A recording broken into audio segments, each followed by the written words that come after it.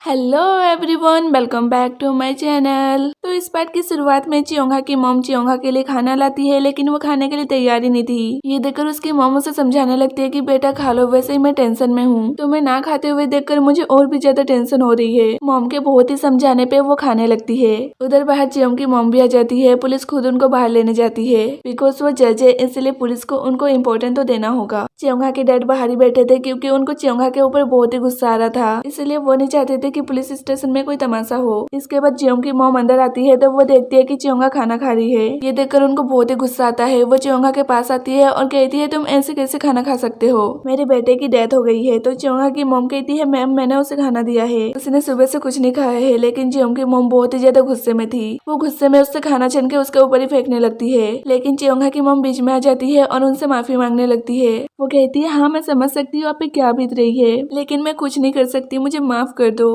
Jeong की mom शांत हो जाती है। तो फिर अगले सीन में जियोंग की मॉम जियोंग की लाशों की फोटो देख रही होती है। तभी वो देखती है जियोंग ने उनके दिए हुए शूज और वॉच पहने थे। वो फोटो को लेकर बाहर आती है, तो वो देखती है पुलिस चियोंगा से पूछ रही है कि तुम्हारी फर्स्ट मीटिंग कब हुई थी। लेकिन चियोंगा कुछ बोल ही नहीं रही थी, क्योंकि वो तो फर्स्ट बार ही मिले थे। चियोंगा की मॉम मामले को संभालते हुए कहती है, बेटा बोलो ना, तुम लोग स्प्रिंग के सीजन में मिले थे। पुलिस कहती है, क्या ये सच है? इस पर वो हाँ कहती है। पुलिस उससे सब पूछने लग जाती है कि तुम लोग कल कब मिले थे। वो बताने लगती है कि हम लोग खुदान स्टेशन में मिले थे, फिर हम लोग कपड़े खरीदने गए थे, देन हमने बाहर जाके लंच किया था। वो फिर से जियोंग के बारे में याद करके रोने लगती है। ये देखकर उसकी मॉम कहती है, सर ये अभी बहुत ही थक गई है, ये कल से सोई भी नहीं है, क्या आप बाद में पूछताछ कर सकते हो? इस पे पुलिस कहती है, ठीक है, हम जब बुलाएंगे आ जाना। ये सुनकर चियोंगा की मॉम चियोंगा को ले जाने लगती है, लेकिन तभी वो जियोंग की मॉम को देखकर रुक जाते हैं। जियोंग की मॉम कहती है, तुम कौन हो, सच बताओ तुम कौन हो? तो चियोंगा की मॉम कहती है, ये उसकी गर्लफ्रेंड है। ये सुनकर जियोंग की मॉम फोटो को दिखाकर कहती है, इसे ध्यान से देखो, वो पानी में जाने से पहले वॉच और शूज क्यों पहनेगा, क्योंकि मैंने और उसके भैया ने उसे बर्थडे गिफ्ट दिया था। उसे भले गर्मी लग रही थी, पर वो शूज और वॉच पहन के पानी के पास क्यों भला जाएगा? वो चियोंगा को पकड़ के हिलाने लगती है कि बताओ असलियत में मेरे बेटे के साथ हुआ क्या है। चियोंगा की मॉम मामले को संभालने के लिए कहती है, वो मेरी बेटी को बचाने के लिए पानी में कूदा था। वो मेरी बेटी थी जो स्विमिंग के लिए पानी में गई थी, लेकिन पानी में इसका पाँव जम गया था, तो आपका बेटा मेरी बेटी को बचाने के लिए पानी में कूदा। पुलिस कहती है, तो वो तुम्हें बचाते बचाते मर गया। चियोंग की मॉम पूछती है, क्या ये सच है? चियोंगा उसकी मॉम की बातों को याद करती है कि उसके मॉम को उसकी सुसाइड की खबर नहीं होनी चाहिए, नहीं तो उसकी मॉम ये सदमा सह नहीं पाएगी। ये सोच के वो हाँ कह देती है। तो फिर अगले सीन में चियोंगा के मॉम डैड और चियोंगा घर आते हैं। वो लोग बहुत ही ज्यादा सैड थे। अगले सीन में पुलिस और जियोंग की मॉम विला में आती है। जियोंग की मॉम कहती है, तुमने यहाँ का सीसीटीवी चेक किया है? इस पर पुलिस कहती है, लेकिन यहाँ पर एक भी सीसीटीवी नहीं लगा है। जियोंग की मॉम कहती है, मुझे पक्का पता है, वो लड़की मेरे बेटे की गर्लफ्रेंड हो ही नहीं सकती है, कुछ तो है जो वो हमसे छुपा रही है। और तो और अभी तक मेरे बेटे का सेल फोन भी नहीं मिला है। अगर हमें उसका फोन मिल गया तो उसके कॉल डिटेल और मैसेज से हमें सारे सबूत मिल जाएंगे। पुलिस कहती है, हाँ हम उस सेल फोन को ढूंढने की पूरी कोशिश कर रहे हैं। जियोंग की मॉम मन में कहती है, मैं पता करके रहूंगी तुम मेरे बेटे से कैसे मिली हो। दूसरी तरफ चियोंगा के मॉम डैड बहुत ही ज्यादा सैड थे।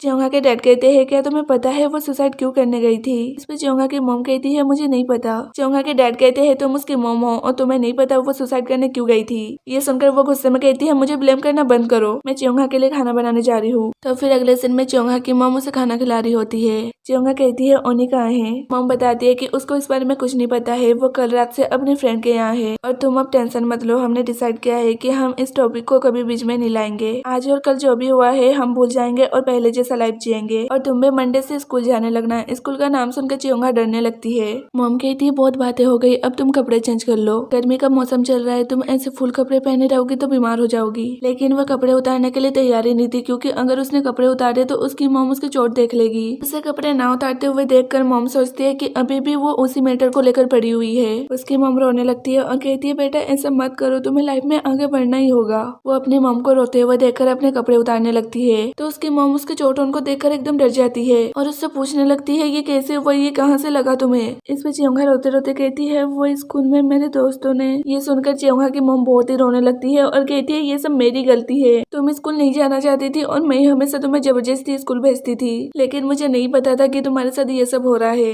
दूसरी तरफ हम चियोंगा की बहन सियोल को देखते हैं। वो एक शॉप में ड्रेस खरीदने आई थी। उसको न्यूज अनाउंस करने के लिए एक ड्रेस की जरूरत थी। वैसे न्यूज वाले ही अनाउंसर को ड्रेस देते हैं, बट ये अभी न्यू है, इसलिए इसको खुद ही खरीदना पड़ रहा है। तभी उसी शॉप में जिन्हो की मॉम भी आती है। वो एक चेयर वुमन है, उनको अपनी स्पीच के लिए एक ड्रेस चाहिए। वो अपना ऑर्डर दिया हुआ ड्रेस पहन के बाहर आती है और सबको चिल्लाने लगती है कि तुम लोगों ने ये कैसा ड्रेस बनाया है, ये तो मेरे ऊपर फिट ही नहीं हो रहा है। स्टाफ उन बहुत ही डर जाते हैं, क्योंकि क्योंकि वो बहुत ही एंगर पर्सन है। लेकिन तभी वहाँ पर जिन्बो आ जाता है और कहता है मॉम ड्रेस तो ठीक ठाक ही है, बस आपको अपना वेट कम करने की जरूरत है। तभी वहाँ पर सियोल उन्हीं के जैसे सेम टू सेम ड्रेस पहन के आ जाती है। जिन्बो तो उसको देखता ही रह जाता है, उसकी मॉम भी उसको देखती रह जाती है क्योंकि उसने उनके जैसे पूरे सेम टू सेम ड्रेस पहनी है। वो स्टाफ से कहती है तुम्हारी नौकरी तो गई समझो। जिन्बो की तो सियोल के ऊपर से नजर ही नहीं हट रही थी। इसके बाद सियोल उस ड्रेस का बिल पे करने जाती है। वो कहती है मैं एक अनाउंसर हूँ, तो क्या आप अनाउंसर को स्पॉन्सर ड्रेस नहीं देते हो? स्टाफ कहती है हम देते हैं, बट जो सीनियर अनाउंसर होते हैं उसको ही। जिन्बो खड़े होकर उनकी बातें सुन रहा था।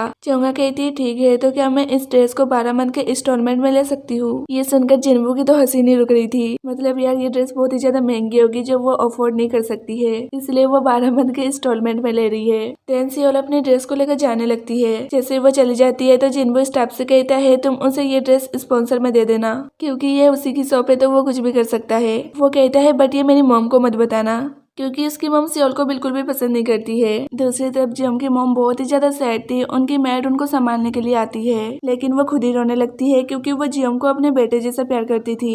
तभी जियोंग की मॉम याद करती है कि चोंगा की मॉम ने कहा था कि ये दोनों स्प्रिंग के सीजन में मिले थे, बट तब तो जियोंग मेरे साथ न्यूयॉर्क में था। वो एकदम हैरान हो जाती है। वो सोचती है किम जियोंग हाँ तुम कौन हो? और ये पार्ट यहीं पर खत्म हो जाता है। तो हमारी हीरो की एंट्री कब होगी यार? काश जल्दी हो जाए क्योंकि उसके बिना मजा नहीं आ रहा है। खैर तब तक के लिए bye bye and take care.